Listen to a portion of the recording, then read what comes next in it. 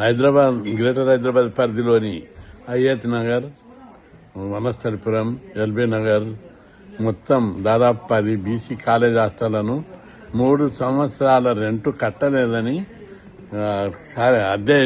భవన యజమానులు హాస్టళ్లను మూసేసి పిల్లలను బయట ఉంచారు. మేము దాదాపు నెల రోజుల నుంచి హాస్టల్ బకాయి చెల్లించాలని, సొంత భవనాలు కట్టాలని చెప్పి ఎంత ఉద్యమం చేసినా ప్రభుత్వం దిగిరావడం లేదు. ఇప్పటికైనా ప్రభుత్వం ఈరోజు సాయంత్రంలోగా మొత్తం అద్దె బకాయిలు చెల్లించకపోతే రేపు విద్యార్థులందరినీ దాదాపు 5,000 మందిని తీసుకుపోయి ప్రగతి భవన్లో బట్టి విక్రమార్క ఇంట్లో అది ప్రగతి భవన్ ఒట్టిగానే ఉన్నది, అందులో ఉంచుతాం. మినిస్టర్ క్వార్టర్స్ కూడా ఖాళీ ఉన్నాయి, అందులో కూడా పోయి ఉంచుతాం.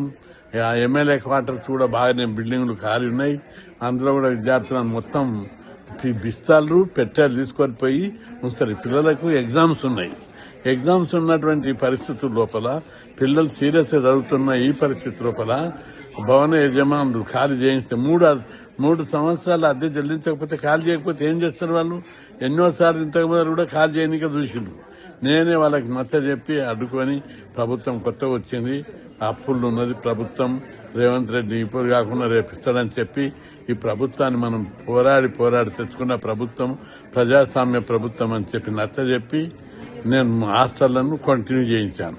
అయినా వాళ్ళు బట్టి డిప్యూటీ సీఎం గారు ఎంత చెప్పినా వినకుండా ఇంపార్టెంట్ 10 హాస్టల్లో కూడా రెంటు ఇచ్చేయని చెప్తే కూడా 2 నెలల కింద నా లెటర్ ప్యాడ్ మీద రాసి పంపించాను.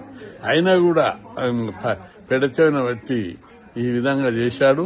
అందుకే వెంటనే ఇప్పటికైనా సాయంత్రం